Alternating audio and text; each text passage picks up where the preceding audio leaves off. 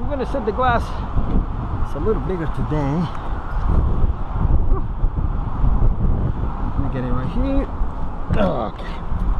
Okay guys, we're ready to set this glass. It's a little heavy. Today, I'm windy.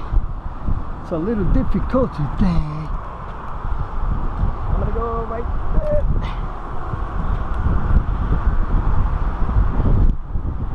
And only go inside. Back.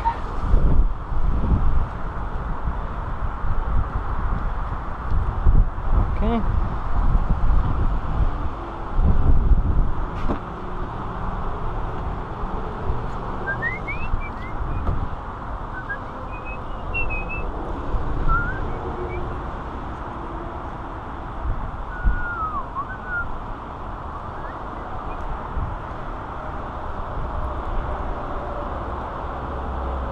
Okay guys, and it's alignment. I have to just push it down and we're finished because it's gonna rain anytime. Okay guys, so remember, I use my quick set for all the kind of small and faster job, but always keep in your truck your backup tool like a ProSet, roller deck, little body, any system you need. Okay, because sometimes you need it.